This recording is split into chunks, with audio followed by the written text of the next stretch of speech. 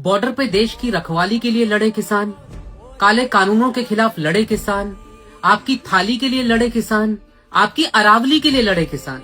तो ये जो देश का मिडिल क्लास है इतना बड़ा, वो क्या सिर्फ शाम को सोसाइटी के गेट पर जाकर मोमोज खाने के लिए, या धुरंधर जैसी फिल्मों पर पैसा बहाने के लिए, या फिर सारी गलती नेहरू की थी ये वाले व्हाट्सएप आगे बढ़ाने के लिए बना है?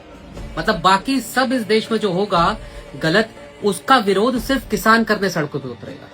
और ये जो अरावली की पहाड़ियां बचाने के लिए दिल्ली से लेकर उदयपुर तक के किसान प्रोटेस्ट कर रहे हैं, इनके खेत नहीं है अरावली की पहाड़ियों पर, ये वहां पर खेती नहीं कर रहे हैं, ये आपके लिए और हमारे लिए उस इकोसिस्टम को, उस इकोलॉजी को बचाने की कोशिश कर रहे हैं, जो अगर बर्बाद हो गई तो आपको और हमें जो थोड़ी बहुत सांस आ भी रही है ना दिल्ली जैसे शहरों में, वो आनी भी बंद हो जाएगी। और रही बात, अब कुछ दिनों में मीडिया इन्हीं किसानों को और जो लोग भी अरावली को बचाने के लिए प्रोटेस्ट कर रहे हैं, इनको देशद्रोही बताना शुरू कर देगा।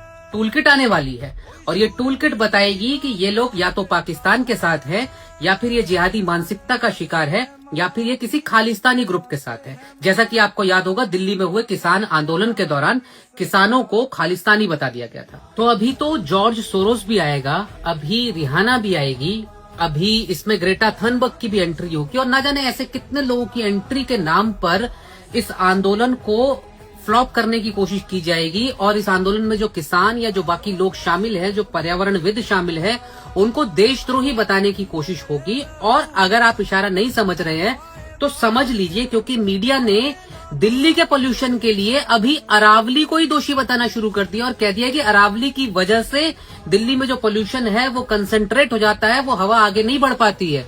तो अभी आप देखिए हवा का रुख बदलेगा। अगर सरकार ने अपना ये फैसला वापस नहीं लिया तो फिर जो लोग विरोध कर रहे हैं उनको ही असल में आतंकवादी, देशद्रोही, देश विरोधी, विकास विरोधी करार देने की कोशिशें शुरू हो जाएगी। तो मिडिल क्लास, इससे पहले की देर हो जाए, कम से कम अब हाथ जोड़कर आपसे प्रार्थना है कि विरोध करना सीखिए। सड़कों पे उतर के हिंसा करने की अपील मैं नहीं कर रहा हूं, लेकिन अपना विरोध दर्ज कराइए। सिर्फ मोमोज खा लेने से, सिर्फ बच्चों को बाहर पढ़ने भेज देने से, सिर्फ फिल्में देख लेने से देशभक्ति से भरी हुई, और सिर्फ व्हाट्सएप फॉरवर्ड कर देने से ये देश नहीं चलेगा।